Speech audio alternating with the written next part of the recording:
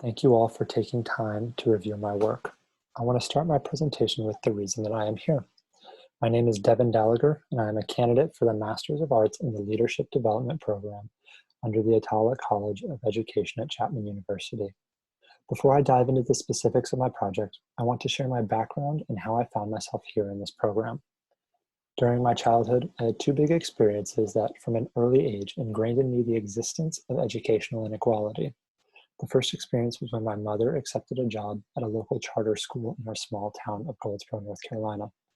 As a kid, I remember our family giving up many of our weekends and working to paint classrooms, build a library, and even set up the first computer lab in the history of the school. Seeing firsthand the lack of resources that these students had compared to my school was truly a sense of culture shock for me, especially considering that my school was one of the lowest ranked in the county. The second experience that shaped me from an early age was when my family moved from North Carolina to Colorado prior to my 8th grade year.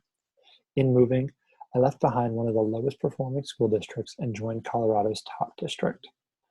On my tour of my new middle school, I remember how stunned I was when they showed me that the two brand new gymnasiums on campus, being that my old school gym had not been updated since the 1970s.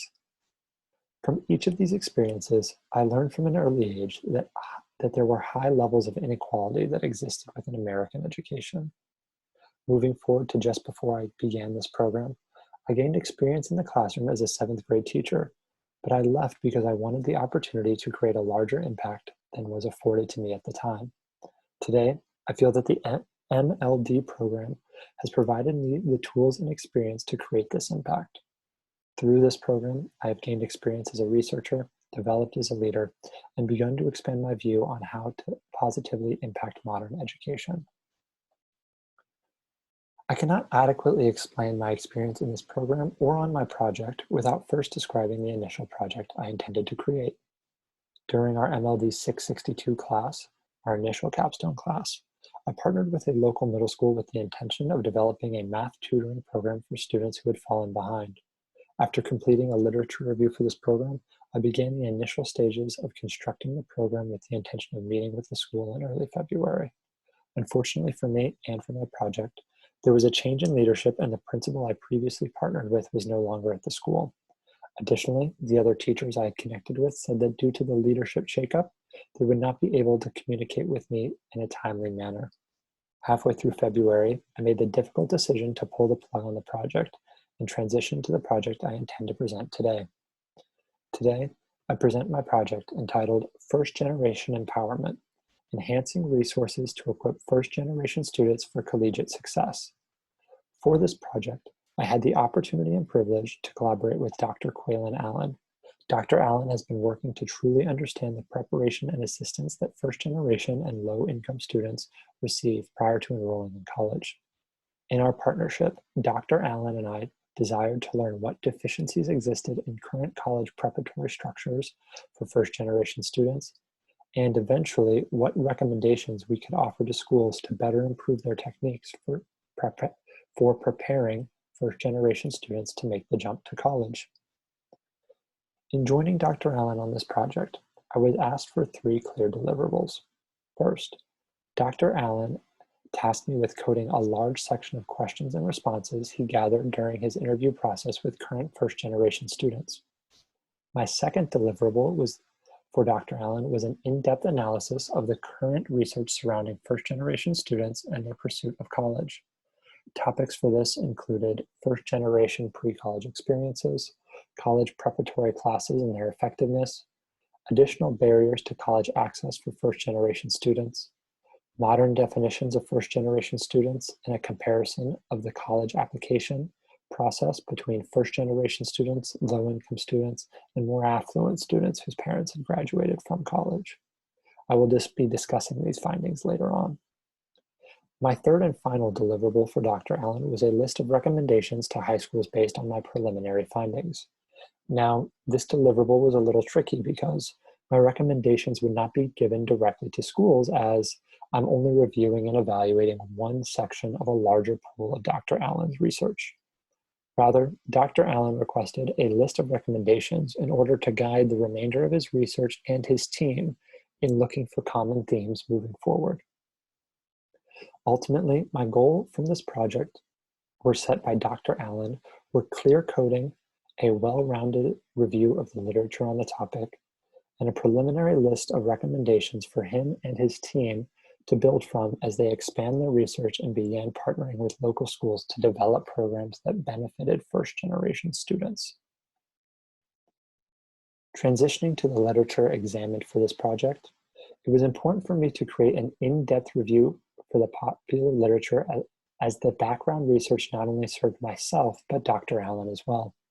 One of the biggest findings from my literature review was that while first-generation students are already disadvantaged in the pursuit of college education, there are other compounding identities that make this pursuit of education even more difficult. One of the biggest compounding identities is that many first-generation students come from low-income households.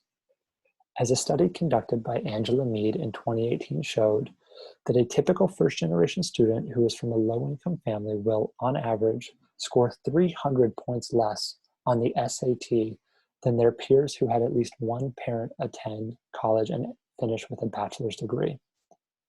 This statistic alone only begins to scratch the surface of the academic inequalities that exist for first-generation students pursuing college. Regarding the college application process, many first-generation students are additionally disadvantaged as they lack the mentorship of their parents to assist with college applications.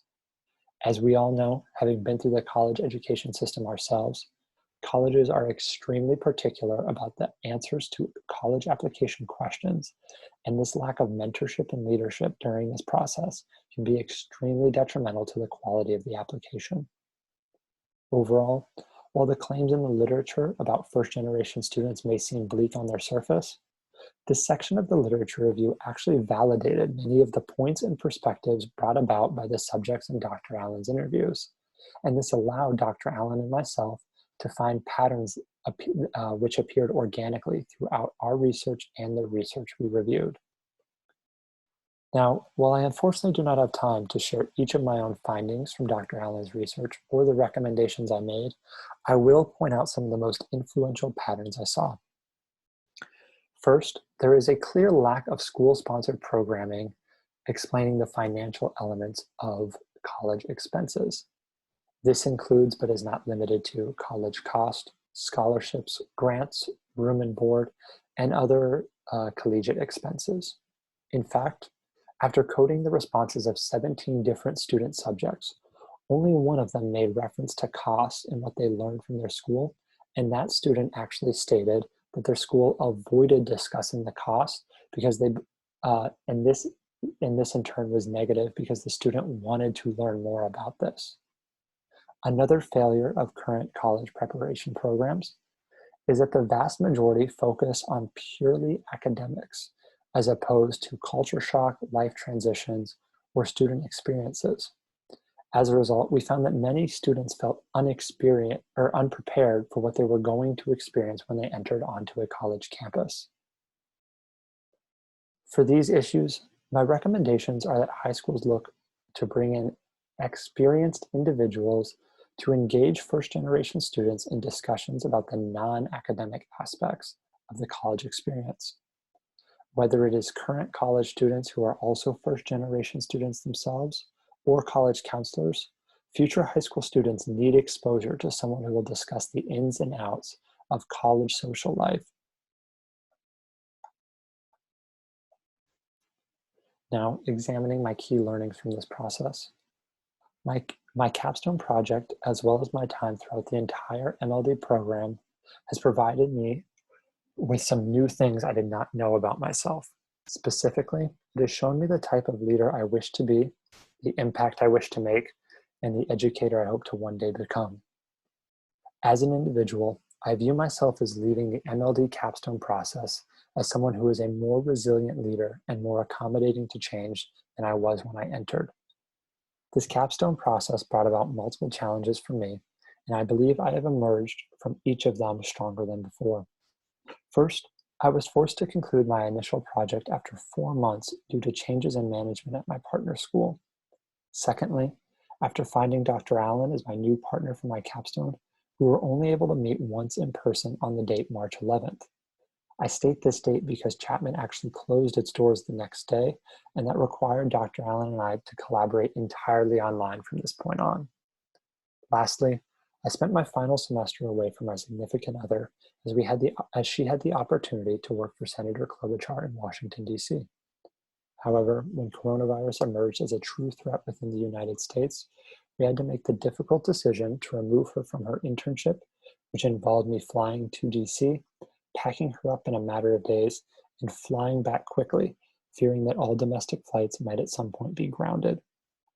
Reflecting upon it now, each of these issues were difficult for me, but I believe they each ultimately had a positive impact on myself as a student and as a future leader.